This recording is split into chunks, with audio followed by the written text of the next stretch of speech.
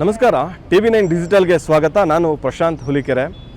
ಬಹಳ ಪ್ರಮುಖವಾಗಿ ಬೆಂಗಳೂರು ದಕ್ಷಿಣ ಜಿಲ್ಲೆಯ ಜಿಲ್ಲಾ ಕೇಂದ್ರವಾಗಿರುವಂಥ ರಾಮನಗರದ ಜಿಲ್ಲಾ ಕೇಂದ್ರದಲ್ಲಿರುವಂಥ ಸರ್ಕಾರಿ ರೇಷ್ಮೆಗೂಡಿನ ಮಾರುಕಟ್ಟೆ ಇಡೀ ದೇಶದಲ್ಲೇ ಅತಿ ದೊಡ್ಡದಾದಂಥ ಮಾರುಕಟ್ಟೆ ಎಂಬಂಥ ಹೆಗ್ಗಳಿಕೆಗೆ ಪಾತ್ರವಾಗಿದೆ. ಕಳೆದ ಹಲವಾರು ವರ್ಷಗಳಿಂದಲೂ ಕೂಡ ಕೇವಲ ಬೆಂಗಳೂರು ದಕ್ಷಿಣ ಜಿಲ್ಲೆಯ ರೇಷ್ಮೆ ಬೆಳೆಗಾರರು ಮಾತ್ರ ಅಲ್ಲ, ರಾಜ್ಯ ಸೇರಿದಂತೆ ಹೊರ ರಾಜ್ಯದ ರೈತರು ಕೂಡ ಪ್ರತಿನಿತ್ಯ ಬಂದು ಈ ಒಂದು ಮಾರುಕಟ್ಟೆಯಲ್ಲಿ ತಾವು ಬೆಳೆದಿರುವಂಥ ರೇಷ್ಮೆಗೂಡನ್ನು ಮಾರಾಟ ಮಾಡ್ತಾರೆ.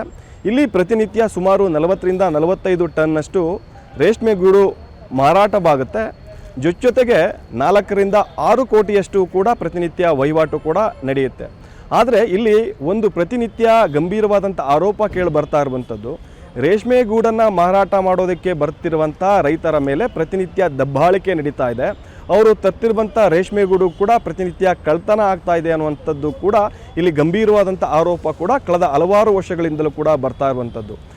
ಇತ್ತೀಚೆಗೆ ಈ ಒಂದು ರೇಷ್ಮೆಗೂಡನ್ನು ಮಾರಾಟ ಮಾಡೋಕ್ಕೆ ಬಂದಿದ್ದಂತಹ ಮಂಡ್ಯ ಜಿಲ್ಲೆ ಮದ್ದೂರು ತಾಲೂಕಿನ ಶಿವಲಿಂಗಯ್ಯ ಅನ್ನೋ ರೈತರ ಮೇಲೆ ಈ ಒಂದು ಸರ್ಕಾರಿ ರೇಷ್ಮೆಗೂಡಿನ ಮಾರುಕಟ್ಟೆಯ ಉಪನಿರ್ದೇಶಕರಾದಂಥ ಕೈಲಾಶ್ ಮೂರ್ತಿ ಎಂಬುವಂಥವರು ಸಾಕಷ್ಟು ದಬ್ಬಾಳಿಕೆ ಮಾಡಿದ್ದಾರೆ ಅಂತೇಳಿ ಇವತ್ತು ಮಂಡ್ಯ ಭಾಗದ ರೈತರು ಈ ಒಂದು ಕಚೇರಿಗೆ ಮುತ್ತಿಗೆಯನ್ನು ಹಾಕೋದ್ರ ಜೊತೆಗೆ ಅಲ್ಲಿರುವಂಥ ಉಪನಿರ್ದೇಶಕರು, ಸರ್ಕಾರಿ ರೇಷ್ಮೆಗೂಡಿನ ಮಾರುಕಟ್ಟೆಯ ಉಪನಿರ್ದೇಶಕರಾದಂಥ ಕೈಲಾಶ್ ಮೂರ್ತಿ ವಿರುದ್ಧ ಕೂಡ ಸಾಕಷ್ಟು ಆಕ್ರೋಶವನ್ನು ವ್ಯಕ್ತಪಡಿಸೋದ್ರ ಜೊತೆಗೆ ತರಾಟೆಯನ್ನು ಕೂಡ ತೆಗೆದುಕೊಂಡಿರುವಂಥದ್ದು.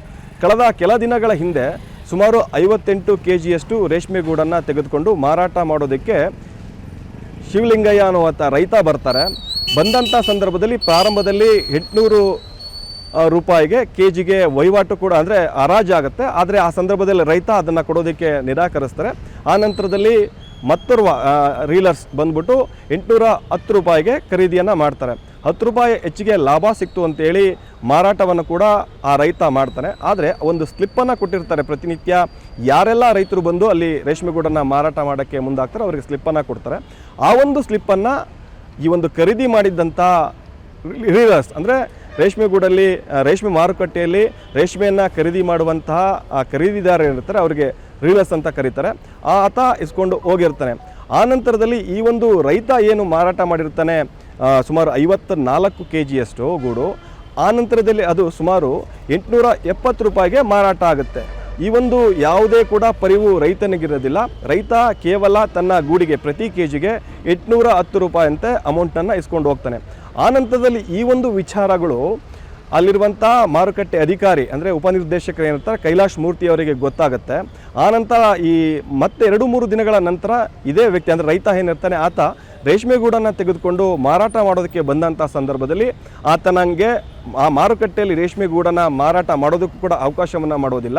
ಜೊತೆಗೆ ಆ ಒಂದು ರೈತನ ವಿರುದ್ಧವೇ ಆಕ್ರೋಶವನ್ನು ವ್ಯಕ್ತಪಡಿಸಿ ದಬ್ಬಾಳಿಕೆಯನ್ನು ಉಪನಿರ್ದೇಶಕರು ಮಾಡ್ತಾರೆ. ಜೊತೆಗೆ ಆ ರೈತನಿಂದನೇ ಕೂಡ ಮುಚ್ಚಳಿಕೆಯನ್ನು ಬರೆಸ್ಕೊಂಡಿರುವಂಥದ್ದು.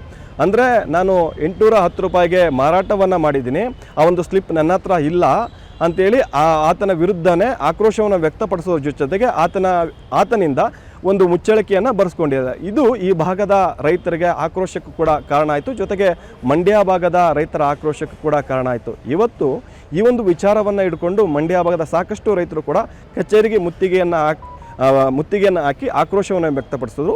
ಈ ಒಂದು ವಿಚಾರ ತಿಳಿತಿದ್ದಂತೆ ಜಂಟಿ ನಿರ್ದೇಶಕರಾದಂಥ KN ರವಿಯವರು ಕೂಡ ಬಂದಿದ್ದರು. ಇವರ ಸಮ್ಮುಖದಲ್ಲಿಯೇ ಈ ಒಂದು ಮಾರುಕಟ್ಟೆಯ DD ಆದಂಥ ಕೈಲಾಶ್ ಮೂರ್ತಿ ಅವರಿಗೆ ಯಗ್ಗಾಮುಗ್ಗವಾಗಿ ರೈತರು ಆ ತರಾಟೆಗೆ ತೆಗೆದುಕೊಂಡ್ರು. ಯಾವ ಕಾರಣಕ್ಕೆ ನೀವು ಆ ರೈತನಿಂದ ಮುಚ್ಚಳಿಕೆಯನ್ನು ಬರೆಸ್ಕೊಂಡ್ರಿ? ರೈತನಿಗೆ ಅರಿವಿಲ್ಲದಂಗೆ ಆ ಸ್ಲಿಪ್ಪನ್ನು ಕೊಟ್ಟಿದ್ದಾನೆ. ಆದರೆ ರೈತನನ್ನು ಯಾಮಾರಿಸಿರುವಂಥ ರೀಲರ್ಸ್ಗಳ ವಿರುದ್ಧ ಯಾಕೆ ನೀವು ಕ್ರಮವನ್ನು ತೆಗೆದುಕೊಂಡಿಲ್ಲ ಅನ್ನುವಂಥದ್ದನ್ನು ಕೂಡ ರೈತರು ಪ್ರಶ್ನೆ ಮಾಡಿದ್ರು. ಈ ನಿಟ್ಟಿನಲ್ಲಿ ಇದಕ್ಕೆ ಸಂಬಂಧಪಟ್ಟಂತೆ ಮತ್ತೋರ್ವ ಉಪನಿರ್ದೇಶಕರ ನೇತೃತ್ವದಲ್ಲಿ ಒಂದು ತನಿಖೆಯನ್ನು ಕೂಡ ನಾವು ನಡೆಸ್ತೀವಿ. ಯಾರು ಈ ಒಂದು ತಪ್ಪಿತಸ್ಥರು ಇರ್ತಾರೆ ಅವರ ವಿರುದ್ಧ ಕ್ರಮ ಕೈಗೊಳ್ತೀವಿ ಅನ್ನುವಂಥ ಭರವಸೆಯನ್ನು ಜಂಟಿ ನಿರ್ದೇಶಕರಾದಂಥ KN ರವಿ ಅವರು ಕೊಟ್ಟಿದ್ದಾರೆ. ಆದರೆ ರೈತ ಪ್ರಾರಂಭದಲ್ಲಿ 58 kgಯಷ್ಟು ಗೂಡನ್ನು ತೆಗೆದುಕೊಂಡು ಬಂದು ಮಾರಾಟ ಮಾಡ್ತಿದ್ದಂಥ ಸಂದರ್ಭದಲ್ಲಿ 2-3 kgಯಷ್ಟು ಆತನ ಗೂಡನ್ನು ಕೂಡ ಬೇರಷ್ಟು ಜನ ಇಲ್ಲಿ ಕದ್ದಿದ್ದಾರೆ ಅಂತ ರೈತರು ಕೂಡ ಆರೋಪವನ್ನು ಮಾಡಿದ್ದಾರೆ. ಅಲ್ಲಿರುವಂಥ ಕೆಲವೊಂದಿಷ್ಟು CC ಕ್ಯಾಮ್ರಾಗಳು ಕೂಡ ಮಾರುಕಟ್ಟೆಯಲ್ಲಿರುವಂಥ CC ಕ್ಯಾಮ್ರಾಗಳು ಕೂಡ ವರ್ಕ್ ಆಗ್ತಾ ಇಲ್ಲ. ಪ್ರತಿನಿತ್ಯ ರೈತರಿಗೆ 2ರಿಂದ 3 kgಯಷ್ಟು ನಷ್ಟವಾದರೆ ಸುಮಾರು 1 kgಗೆ 800 ರೂಪಾಯಿ ಇರುತ್ತೆ. ಅಲ್ಲಿಂದ 2ರಿಂದ 2,500 ರೂಪಾಯಿಯಷ್ಟು ರೈತನಿಗೆ ಲಾಸ್ ಆಗ್ತಾ ಇದೆ. ಇದು ಕೇವಲ ನಿನ್ನೆ ಮೊನ್ನೆದಿಲ್ಲ, ಕಳೆದ ಹಲವಾರು ವರ್ಷಗಳಿಂದ ಈ ರೀತಿ ನಡೀತಾ ಇದ್ರೂ ಕೂಡ ಕೆಲವೊಂದಿಷ್ಟು ರೀಲರ್ಸ್ಗಳ ಜೊತೆ ಸೇರಿ ಅಧಿಕಾರಿಗಳು ಶಾಮೀಲಾಗಿ ರೈತರಿಗೆ ಅನ್ಯಾಯ ಮಾಡುವಂಥ ಕೆಲಸ ಕೂಡ ನಡೀತಾ ಇದೆ ಅನ್ನುವಂಥದ್ದು ಆರೋಪ ಗಂಭೀರವಾಗಿ ಇಲ್ಲಿ ಕೇಳಿ ಬರ್ತಾ ಇದೆ. ಈ ನಿಟ್ಟಿನಲ್ಲಿ ಸರ್ಕಾರ ಕೂಡ ಇದರ ವಿರುದ್ಧವಾಗಿ ಸಾಕಷ್ಟು ಕ್ರಮ ವಹಿಸಬೇಕು. ತಪ್ಪಿತಸ್ಥರ ಅಧಿಕಾರಿಗಳ ವಿರುದ್ಧ ಕ್ರಮವನ್ನು ತೆಗೆದುಕೊಳ್ಳೋದ್ರ ಜೊತೆಗೆ ರೈತರಿಗೆ ನ್ಯಾಯವನ್ನು ಒದಗಿಸುವಂಥ ಕೆಲಸಕ್ಕೂ ಕೂಡ ಸರ್ಕಾರ ಮುಂದಾಗಬೇಕು ಅಂತೇಳಿ ಕೂಡ ರೈತರು ಆಗ್ರಹಿಸಿದ್ದಾರೆ.